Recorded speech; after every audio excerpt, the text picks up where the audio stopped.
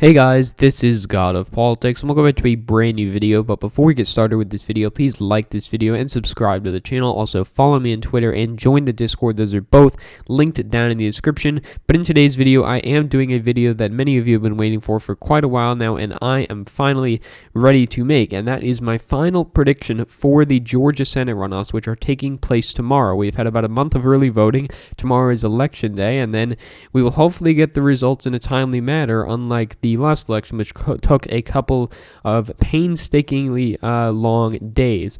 But tomorrow is the election. But as you can see on your screen here, we have the 2020 general election in the state of Georgia, where Joe Biden was the first Democrat to win the state of Georgia since Bill Clinton in 1992. He won it by 0.24 percentage points. But if you look at the coalition that Joe Biden built to win, it is very different from the coalition that Bill Clinton had in 1992. Bill Clinton had the support of urban Atlanta, the inner city Atlanta area, with a lot of black voters and a lot of Hispanic voters, a lot of minority voters in general, which have been voting Democrat for quite some time now.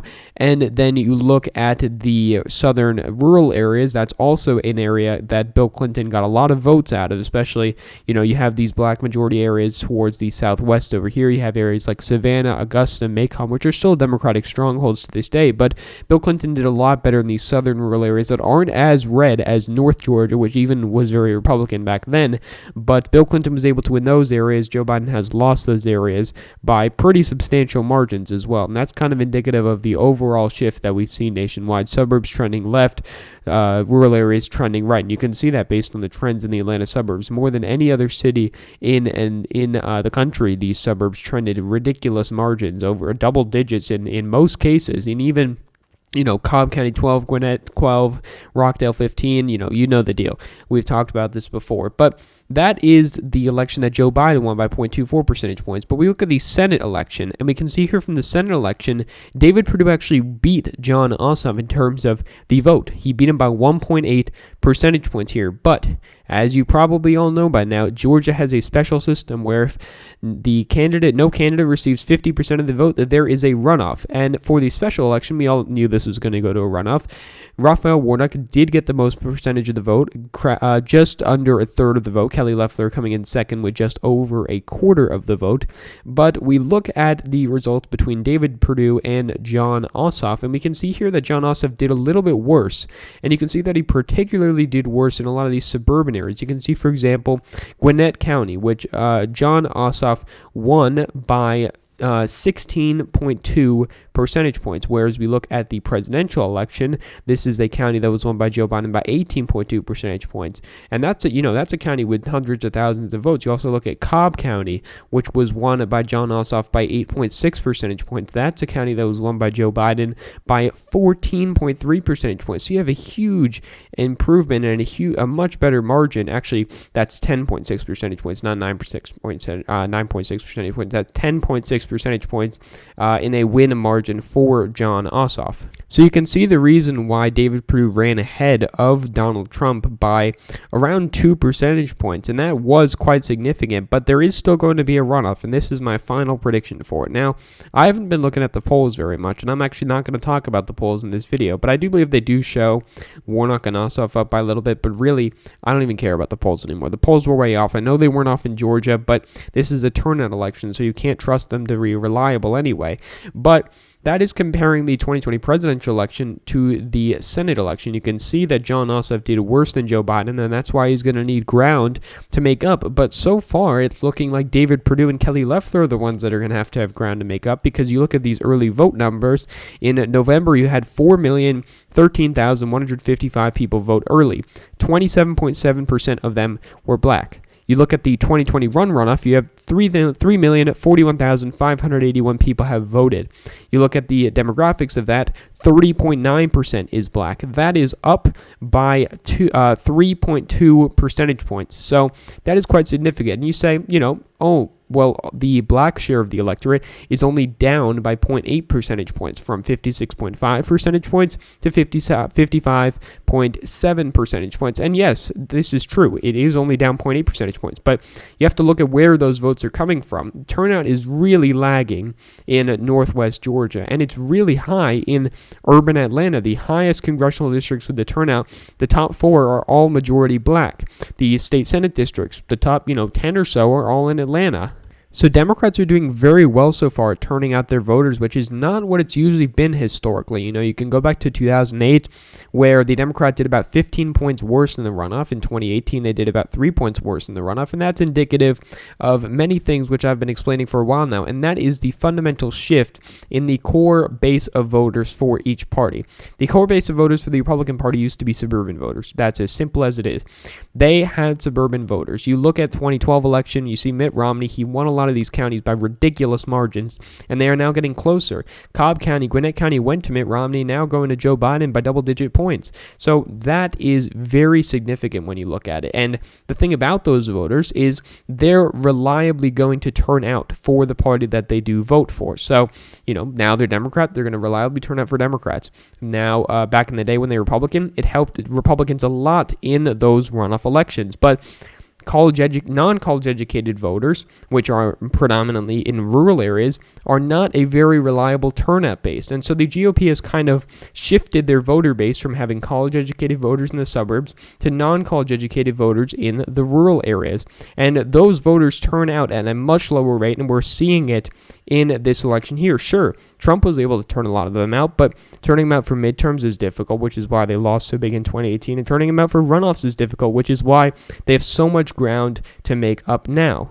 And there are different estimates for how much ground the GOP actually has to make up. Some are as low as 200,000, some are as high as almost 400,000. So we're seeing many different numbers, but what it is, I would say, is about equal to what it was in the general election, around 300,000. And, sure, you'd say, oh, well, Ossoff lost by 1.8 percentage points. If we have the same kind of electorate that we had in the general election, Ossoff's going to lose. But people, you have to remember, a 300K vote lead out of 3 million early votes cast is more significant than a 300K vote lead out of 4 million votes cast, because on the election day in the general election, you had about 950,000 voters turn out. You're going to need a lot of those voters turn out in this election as well, and you're going to have to turn out for them. You're going to have them turn out at higher rates for your party. Now, I will talk about that in a sec, but there is this very interesting thread from Nate Cohn, obviously from the New York Times, is a lot of good threads, very smart, and he did have a thread here saying, so now Purdue would need 350K votes. He estimates it to be around 350K votes. I think it's a little bit lower than that. I'm going to go with a conservative estimate, but he says it's around 350,000 votes. But if Purdue is going to fight that back, if he is going to gain 350K net votes from the election day alone, he would need to get around 68% of the votes, and you'd have to have 917,000 votes on election day. That would get him 323,000, which wouldn't actually get him across the line. So he'd need, maybe 925,000 votes to get him there, breaking at a rate which is double digits higher than what they were for the general election. So you have overall turnout is 81% of the November levels when you adjust for the holidays where you had canceled early voting for the January runoff, and you have 81% of the November levels. And if you apply that onto the general election, you get 917,000 votes.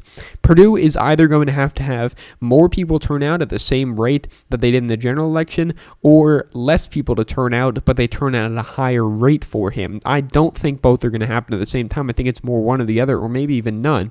I think what's going to happen is he's going to get less to turn out at a greater rate for him. Not 68%, but I do think he will get it to turn out for him.